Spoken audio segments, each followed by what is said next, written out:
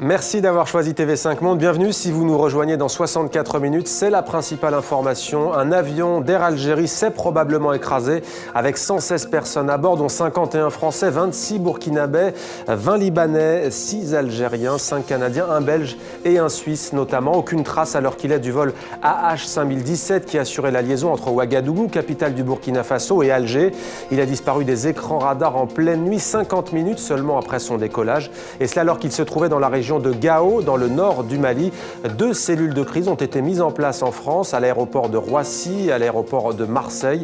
Laurent Fabius, le ministre français des Affaires étrangères, s'est exprimé. Malgré des recherches intensives, à l'heure où je m'exprime, aucune trace de l'appareil n'a encore été retrouvée. L'avion s'est probablement écrasé. Les recherches se concentrent à ce stade sur une vaste zone du territoire malien autour de la région de Gao. Nous sommes ensemble depuis un peu plus d'une heure. Vous avez manqué le début de votre grand journal. Voici l'essentiel de 64 minutes préparé par David Gilberg et Corinne Lannoy. Cet avion avait embarqué à partir de Ouagadougou 110 passagers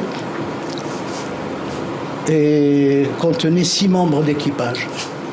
Les familles des 6 Algériens qui étaient présents dans cet avion ont été appelées par les autorités et on a dit à ces familles que l'avion s'était effectivement crashé.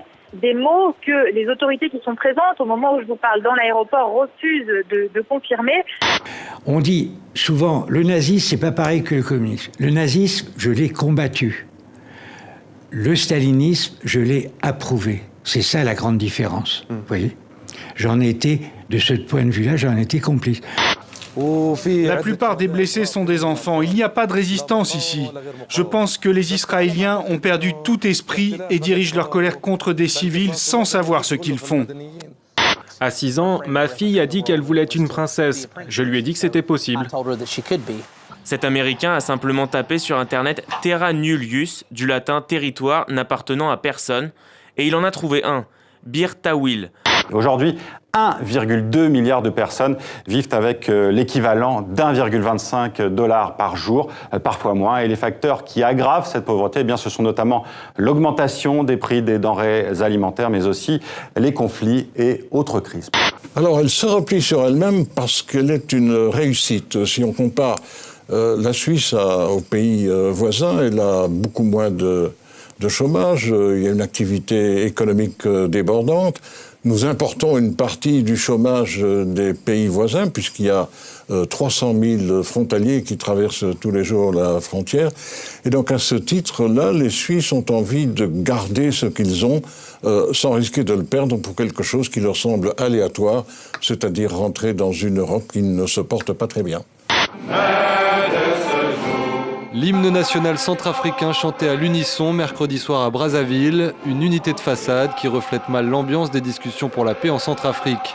Un accord a bien été obtenu in extremis, mais le texte ne contient plus l'engagement appelé DDR, soit le désarmement, la démobilisation et la réinsertion des milices centrafricaines.